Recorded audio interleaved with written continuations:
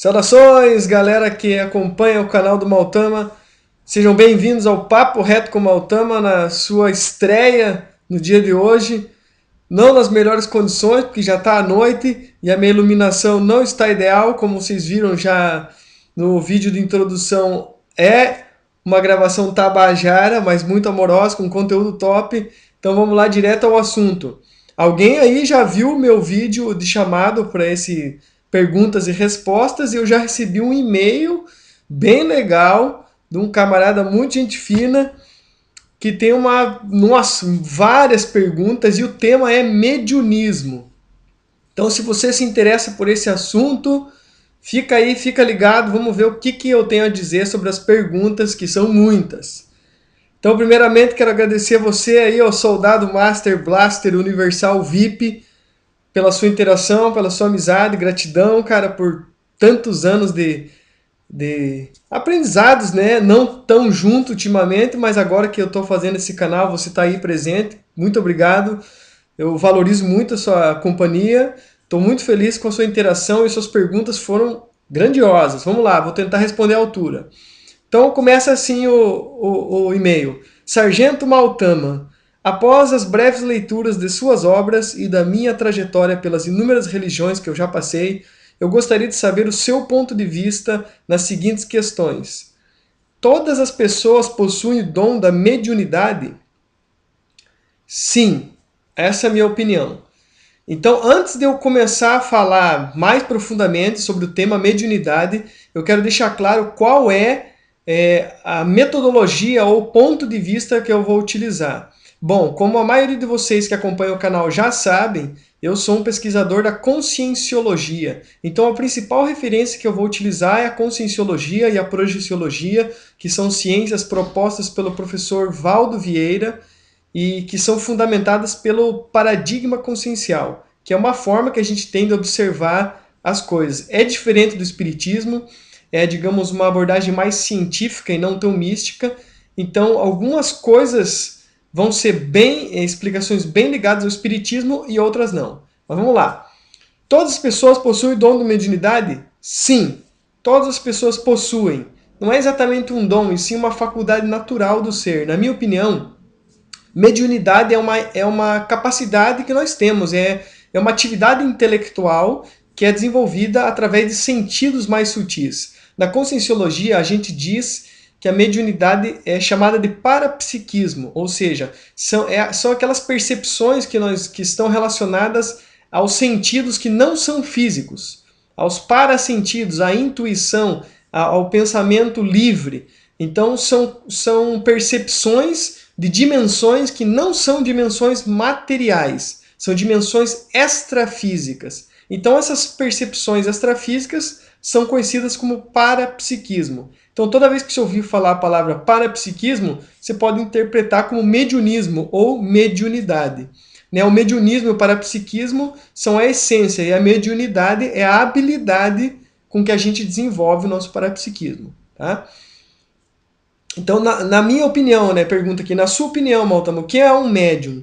Bom, o médium é uma pessoa que tem o parapsiquismo desenvolvido. Umas mais, outras menos, mas de uma forma geral, o médium é alguém que desenvolveu essa habilidade, seja nessa ou em outras vidas, é provável que seja mais de uma vida já desenvolvendo, e que tem alguma missão a realizar com essas habilidades.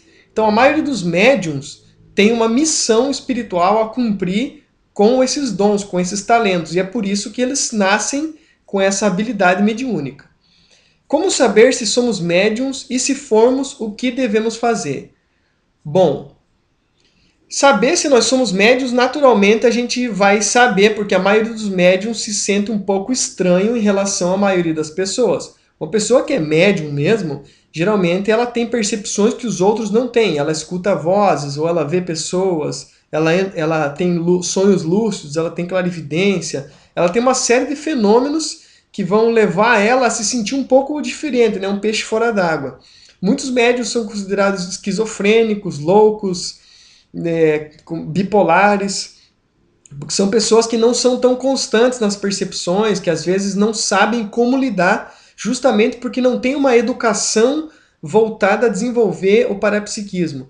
Então é importante que que nós, educadores da nova era, eu me qualifico dessa forma, eu sou um educador livre, nós temos que incluir a conscienciologia nos estudos básicos. As pessoas têm que saber, conhecer o paradigma consciencial e as abordagens conscienciológicas desde as primeiras idades, porque elas vão compreender a essência das coisas, dos 4 corpos de evolução, que é o corpo mental, o corpo emocional, o corpo energético, o corpo físico. Elas vão entender o que é o pensene, pensamento, sentimento, energia, e elas vão saber como agir. Se a pessoa é médium, o que ela deve fazer? Ela deve procurar desenvolver essa habilidade. Da mesma forma que a gente desenvolve a intelectualidade, que é a nossa capacidade intelectual, com as múltiplas inteligências, nós devemos desenvolver o parapsiquismo e também a comunicabilidade.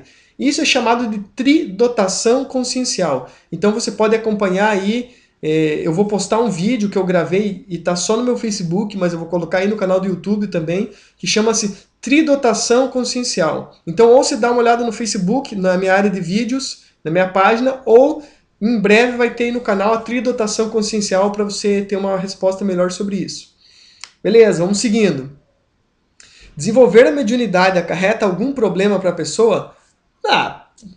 Pode ser que acarrete, pode ser que sim, pode ser que não, depende da pessoa. Por exemplo, às vezes a pessoa ficar com mediunismo muito desenvolvido, ela pode ter algum tipo de problema. Por exemplo, eu mesmo tive algumas clarividências que não foram tão agradáveis. Então, por exemplo, você tem uma clarividência e tem uma visão do futuro de uma coisa que não é tão legal, às vezes incomoda um pouco. Digamos que alguém previu, sentiu que um parente vai morrer. E aí passa alguns dias, aquele parente morre, desencarna. Às vezes é uma situação um pouco difícil, pode gerar algum tipo de estresse. Às vezes a pessoa começar a ver espíritos, escutar, nem sempre é uma situação agradável, nem sempre é uma situação fácil. Então, é uma faca de 2 gumes, pode gerar sim alguns problemas. Entretanto, problemas existem para ser resolvidos, então eu acredito que cada um vai desenvolver aquilo que precisa desenvolver. Tá? De fato, existe a possibilidade de comunicação com espíritos e outros seres? Sim, na minha opinião, existe. Então eu quero dizer para vocês que estão assistindo esse programa, o Papo Reto com Mautama, não acreditem naquilo que eu falo. Não é para acreditar em mim, é para viver suas experiências. Eu estou compartilhando as minhas crenças, as minhas experiências e aquilo que eu vivo, aquilo que eu pesquiso. Mas não necessariamente isso é uma verdade absoluta. É uma verdade questionável. É uma verdade para mim, mas pode ser que não seja para você. Então tudo que eu digo aqui é questionável.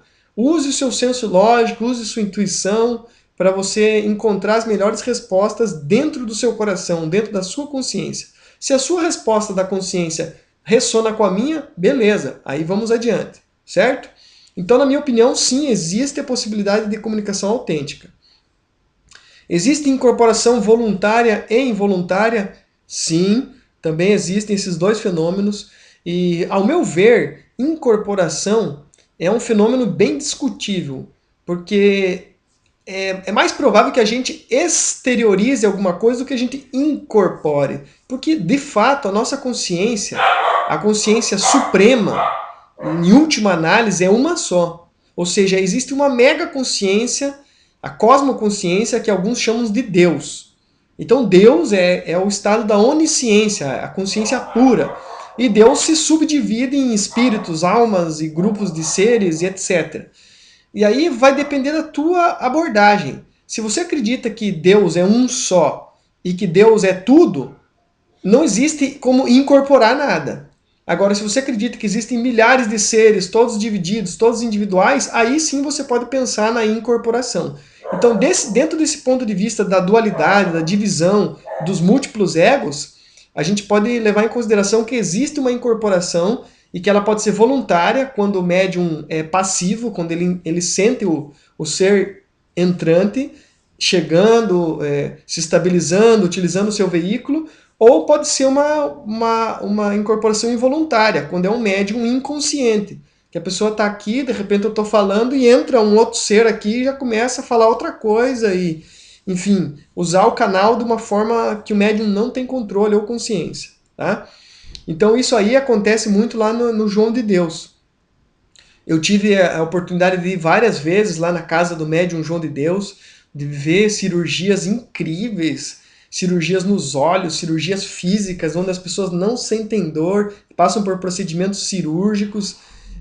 Achei incrível o que eu vi lá. E o João, o médium João de Deus, ele é inconsciente, ou seja, ele não sabe qual consciência que entra, qual que sai, qual espírito, e ele não lembra de nada depois. E ele fica lá horas trabalhando, atende milhares de pessoas por dia. Eu recomendo que quem tem curiosidade vá lá conhecer a casa Dom Inácio de Loyola. Eu estou querendo voltar para lá em breve. Inclusive aqui estou com algumas... Eu tenho aqui na minha mesa, aqui, vou mostrar para vocês algumas pedras aqui que me acompanham, uma sodalita da comunicação, aí um citrino para dar uma prosperidade. São pedras lá da casa do João de Deus. E eu gosto muito de lá, uma energia muito positiva. Tá? Vamos lá, continuando, que é longo o papo aqui, hein? Tenho bastante dificuldade para definir a diferença entre clarividência, vidência, audiência, clareaudiência, dupla vista. Podem me ajudar? Bom, vamos ver o que eu penso sobre isso. Qual que é a diferença de vidência e clarividência? Bom, ao meu ver, vidência é uma coisa que acontece nesse momento. Exemplo, eu estou aqui gravando um vídeo e eu estou tendo uma vidência que tem um ser desencarnado aqui do meu lado. Isso seria uma vidência, que seria uma capacidade de ver outra dimensão, mas no presente. Já uma clarividência seria eu ver o ser, eu ver uma situação que não ocorreu, eu ver uma situação lá do futuro. A mesma coisa é audiências. Eu estou tendo uma audiência multidimensional, eu estou escutando um espírito falar alguma coisa. E uma clareaudiência é como se eu estivesse escutando uma coisa que não foi dita ainda. Como se eu estivesse percebendo uma visão, uma audição de algo que não foi dito, que não foi falado, certo? Dupla vista, pelo que eu entendo, não sei se é exatamente isso que você quer saber, é a capacidade de você estar aqui vendo esse vídeo, por exemplo, vendo essa resposta, e ao mesmo tempo ter uma visão paralela de uma coisa que acontece em outro lugar. Esse é um fenômeno que chama na Conscienciologia de projeção mental somática. Porque você está aqui fazendo uma coisa, mas a tua mente se desloca e percebe uma outra realidade, que pode ser em outra dimensão ou nessa. Existem fenômenos yogis, por exemplo, da bilocação, que a pessoa multiplica o seu corpo, tem mais de um corpo em outro lugar. No mediunismo é muito famoso o caso do Dr. Eurípides Barçanufo, que ele fez um parto. Enquanto ele estava indo para o parto, ele entrou em estado de meditação e o corpo dele foi bilocado, ele chegou no parto com outro corpo, fez o parto, e quando o corpo original dele chegou no parto, já tinha nascido o neném, o pessoal já estava falando, ô doutor, você veio aqui, fez o parto, deu tudo certo, por que você está voltando? Uma história bem interessante de você pesquisar. Tá?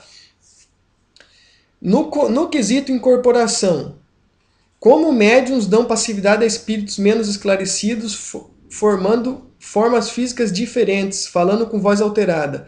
Isso seria charlatanismo? Aí é uma boa pergunta. Bom, em boa parte dos casos é charlatanismo. Eu posso dizer que muitos casos são charlatanismo, entretanto, nem todos. Né? Porque os espíritos desencarnados realmente têm condições de ocupar um corpo e poder se comunicar, fazer psicofonia, que é falar, né, com uma voz alterada, utilizar o mediunismo através da psicometria, da psicografia. Né? Então, eu acredito que boa parte dos casos são autênticas, mas uma outra parte é charlatanismo. Agora, o que vai diferenciar uma coisa da outra, eu não sei. Agora, eu acredito que a maior parte de quem é charlatão são médiums também. Só que nem sempre eles conseguem incorporar o espírito na hora que as pessoas estão pedindo. Então, às vezes, a pessoa, eu quero uma psicografia. Né? Às vezes, a pessoa não está incorporada e está fingindo que tem uma psicografia só para atender a demanda do seu público. E eu já vi isso em alguns casos. Enfim, isso aí é uma pesquisa que deve ser feita na prática. Né? Tá? O que é ideoplastia? Ideoplastia. Bom, eu não sei se eu vou estar falando exatamente o que você entende por ideoplastia ou o que os espíritas entendem por ideoplastia. Mas eu acredito que tem a ver com a forma pensamento. Ideoplastia, né? O plastia vem de plasmar alguma coisa, e o ideio do mundo das ideias, do pensamento. Então, dentro da doutrina espírita, às vezes se fala que ideoplastia são ideias ou pensenes, forma-pensamento que se materializam. Isso pode acontecer de diversas formas, pode gerar um ectoplasma, que é aquela energia gosmenta que às vezes se materializa e sai do corpo dos médiums. Pode gerar casos de estigmatas, por exemplo, de pessoas que começam a ter um pensamento tão forte em Jesus, em Cristo, que começa a sair chagas nas mãos, chagas nos pés, passam pelo processo da crucificação. Tem um caso muito famoso da Maria Teresa Neumann, se eu não me engano, que é descrito no livro do Paramahansa Yogananda. Tem até vídeos dele encontrando ela, que ela chorava sangue e saía cheiro de rosas. Tem os casos de exorcismo, que são casos famosos, que podem ser considerados ideoplastia. Tá? Caramba, meu, você perguntou muita coisa, hein, mano? Oxi, da hora. Isso sim que é um papo reto bom para começar, um papo reto longo. No quesito incorporação, essa eu já falei. Qual o conceito e as características de médiuns curadores e médiuns pneumatógrafos? Caramba, não sei o que você quer dizer com médiuns pneumatógrafos. Depois eu vou ter que pesquisar. Mas, pelo que eu estou entendendo, pneumatógrafos pode ser esses que fazem a grafia, psicografia. Se for isso que você está dizendo, eu não sei conceituar exatamente. Não? Mas um médium curador, ao meu ver, seria uma pessoa que tem habilidades mediúnicas focadas em auxiliar os outros a se curarem. Isso pode acontecer de diversas formas, porque são diversos veículos trabalhados na cura. Então, basicamente, a cura mediúnica ocorre através do corpo energético, dos chakras. Então, há uma transferência de energia, de bioenergia para os chakras. Isso no centro espírita é muito feito através do passe. Né? Outras pessoas fazem reiki, imposição de mãos, mas geralmente é um passe, né, espírita que primeiramente trata o corpo energético. A partir desse equilíbrio energético, a pessoa tem mais clareza dos seus pensamentos, das suas emoções, os sentimentos. Então, existem médiuns que vão ajudar as pessoas a curar as emoções e os pensamentos. Isso através da doutrina espírita, através das palestras, através do evangelho em casa. E a conscienciologia trabalha muito isso através do esclarecimento, a tarefa de esclarecimento e desenvolvimento mental somático, que é o que eu estou fazendo aqui agora. Porque enquanto eu falo essas respostas, eu estou aprendendo muito. Inclusive, vou ter que pesquisar aqui o que é pneumatógrafo. Devia ter pesquisado antes de começar o vídeo, mas talvez isso eu responda em outro programa. Beleza? Vamos lá. Gostaria de saber se existe algum método para aprofundar o dom da mediunidade. Se existe algum meio de exercitar a mediunidade. Sim, existem muitos meios. Nossa, existem inúmeras formas. Qualquer religião que você procurar, religião séria, tem desenvolvimento da mediunidade, com exceção aí das igrejas cristãs. A maioria bloqueia a mediunidade. Né? Por quê? Porque eles sabem que é uma forma da pessoa se libertar da presença do padre, do pastor. O pastor e o padre viram desnecessários desde quando você tem um contato íntimo com Cristo. Então, a partir do momento que você entra no seu templo através da meditação, que para mim é a principal atividade de desenvolvimento mediúnico, você não precisa mais de guias, de mestres, etc. Então, existem inúmeras atividades, dentre elas você pode citar a meditação, que eu acho que é a primeira e a mais forte, o jejum. Cara, o jejum para mim é a atividade espiritual mais elevadora, que mais desenvolve o mediunismo, porque ela aumenta a tua clarividência, clareaudiência, projeção da consciência, viagem astral, tudo isso se desenvolve com o jejum. Então o jejum realmente é uma ferramenta ultra poderosa para desenvolver o mediunismo. O que mais? Ficar em silêncio na natureza, fazer prática com os elementos, terra, fogo, água e ar. Cara, são muitas formas de desenvolver o mediunismo. O xamanismo é uma forma muito boa. Os grupos de estudo, grupo espírita, centro de umbanda. Existem infinitas formas. Não tem nem como eu descrever, tá? Então, existem muitas formas. Vamos lá. Em que estado permanece o espírito do médium quando esse recebe uma entidade desencarnada? Seu espírito continua em seu corpo ou fica à sua volta? A codificação fala algo sobre esse assunto? Bom, Eu não entendi o que se fala por codificação, se é a doutrina espírita, mas eu não sou especialista em doutrina espírita e eu sempre utilizo o ponto de vista da conscienciologia. E na conscienciologia, geralmente se evita qualquer tipo de incorporação. Por quê? Porque deixar alguém usar o teu corpo é igual deixar alguém dirigir o teu carro. Se alguém vai entrar no teu carro para dirigir, ele vai ajustar o banco, ajustar o espelho, ele vai deixar tudo diferente. E às vezes ele tem um outro cheiro, às vezes ele tem um outro jeito, e aquilo vai passar tudo pro teu carro. Aquele jeito de dirigir, aquele cheiro daquela pessoa, aquela frequência dela. Então, de uma forma geral, a incorporação não é tão desejada do ponto de vista do paradigma consciencial. Quando ela acontece, geralmente diz-se, né, que o nosso consciência, o nosso psicossoma, que é o corpo que incorpora e desincorpora, esse corpo fica, digamos, deslocado num outro estado, meio que fora do corpo, e observando como uma testemunha. Isso quando é uma incorporação total. Quando é uma incorporação parcial, às vezes o ser que está incorporando parcialmente, ele utiliza só algum chakra. Por exemplo, se um ser quer passar uma mensagem através da psicofonia, ele pode colocar a mão na minha nuca aqui e utilizar só a minha garganta para falar mensagens. Então isso é uma forma de mediunismo de incorporação parcial. Então realmente há controvérsia sobre essa pergunta, tá? Não vou saber te esclarecer perfeitamente. Devemos acreditar em tudo que os espíritos dizem? Para mim é óbvio que não. Porque existem espíritos de todas as estirpes, existem espíritos evoluídos e espíritos involuídos, e a grande maioria dos espíritos que se comunicam com a gente são espíritos que vibram na frequência mais baixa. Os espíritos de frequência mais alta não incorporam. Não incorporam. Então, por exemplo, um mestre iluminado, um ser avatar, um extraterrestre da nona dimensão, um anjo, esses seres não incorporam, eles vibram numa dimensão muito superior. Quando eles se comunicam através do mental soma, através dos chakras superiores, terceira visão e chakra da coroa. Eles não usam os chakras mais baixos, eles não entram no seu corpo. Esses que entram no corpo, geralmente são seres desencarnados e que têm a frequência da Terra, a frequência humana. E se é um ser humano, ele pode estar falando bobeira. Por isso que eu falo para vocês e repito, se você está assistindo o programa até aqui, o Papo Reto, não acredite no que eu estou falando. Vai fazer suas pesquisas, vai fazer suas práticas. Quem disse que eu sou detentor de uma sabedoria? Não quer dizer que eu saiba das coisas só porque eu digo as coisas. Pode ser que eu estou falando um monte de bobeira aqui.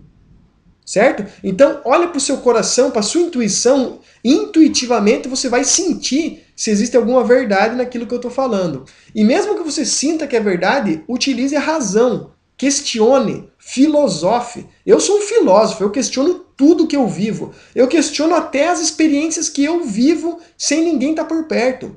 Então, por exemplo, eu já fiz jejuns de ficar sozinho numa montanha 7 dias sem conversar com ninguém. 7 dias sem comer, sem tomar água. E eu questiono tudo que eu vivi até hoje. Só que como eu vivi tudo sozinho, eu sou um questionador de mim mesmo. Então, eu recomendo sempre questionar tudo. Encontre a verdade através da intuição, mas utilize também a razão, certo? Intuição mais razão gera discernimento, beleza? Alguém pode ser obrigado a desenvolver a sua mediunidade?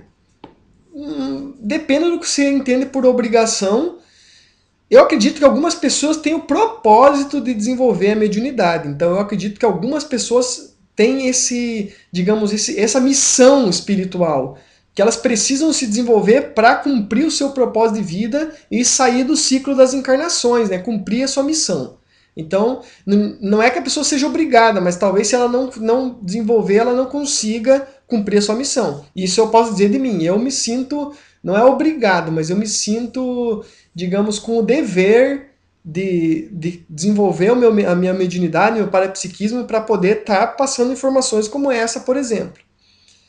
As cirurgias espirituais são realmente feitas por espírito? Nesse caso, como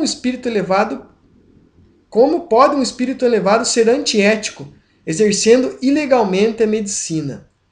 Essa é uma pergunta bem complexa.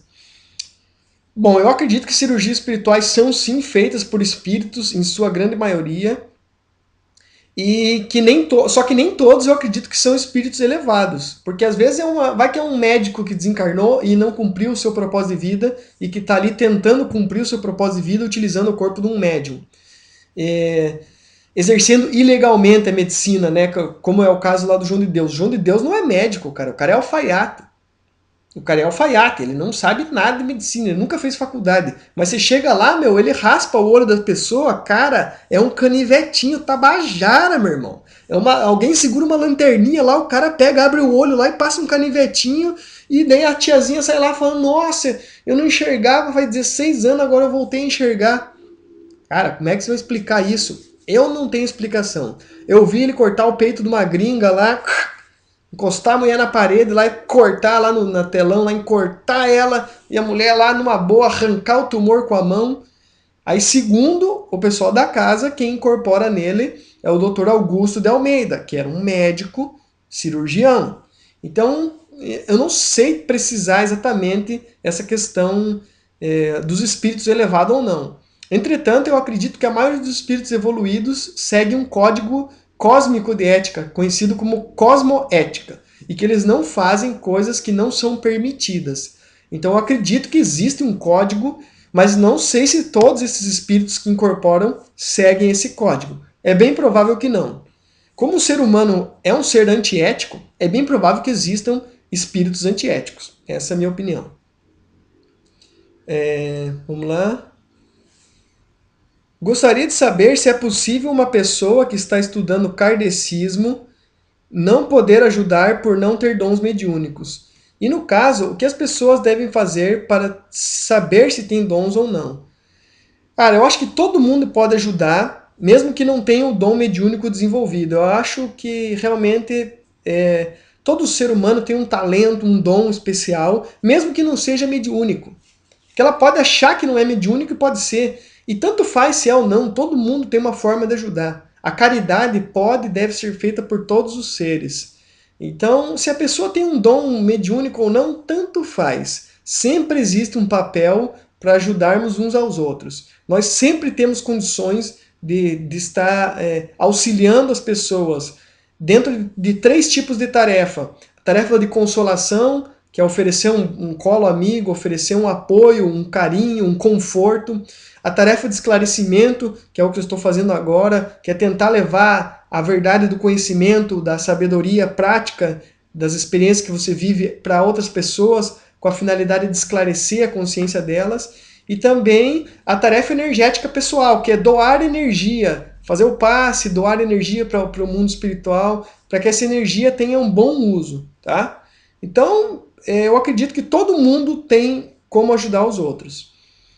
É certo o procedimento que alguns centros espíritas têm de colocar as pessoas que estão indo pela primeira vez à casa em trabalhos mediúnicos? Bom, ao meu ver, não existe certo nem errado, existem os fatos. Se eu falar que é certo ou que é errado, eu estou julgando e é uma coisa que eu tento não fazer muito, né? Eu julgo bastante as coisas, eu julgo o meu mundo interno, mas quanto menos julgamento, melhor, né? Então, pode ser que em alguns casos seja certo, pode ser que em outros casos seja errado. Pode ser que a pessoa chegue no centro espírita e já tenha que chegar trabalhando. Pode ser que, por exemplo, digamos que entra, você que foi soldado aí comigo, você sabe que tem soldado que entra no quartel e o cara já é super soldado. Né? Não era tanto o seu caso, né, cara, que você chegou, teve que se adaptar com a vida de soldado um pouco, mas tem cara que entra e já é um super soldado, e tem cara que não pode ser um soldado, que não tem condição. Então eu acredito que algumas pessoas é bom ela entrar já na ação e outras nem tanto. Tá? Algum impedimento de mulheres grávidas participarem de reuniões mediúnicas? Há controvérsias, há controvérsias. Eu acredito que a mulher, a mãe, né, eu adoro esse assunto de maternidade, tudo, eu tenho 2 filhos e eu acompanhei os partos, né, o meu filhote mais novo nasceu nas minhas mãos, então eu posso falar com boca cheia que eu sou parteiro, parteiro de almas, parteiro de ideias e tudo mais. Eu acho que a mãe é um ser muito intuitivo e instintivo ao mesmo tempo. Se a mãe sentir que vai ter algum problema para o seu filho, ela nem vai. Ela tem um senso de defesa que é muito grande. A não ser que ela seja uma mãe meio desconectada, mas eu acredito que não tem problema nenhum a mãe participar dessas atividades. Por quê? Porque se tivesse um problema, a intuição da mãe e o instinto de defender o bebê seriam mais fortes e ela não iria, tá? Então, algumas atividades não são recomendadas para grávidas, outras não tem ressalva. Eu acho que uma reunião mediúnica, dependendo do que é feito na reunião, não tem problema.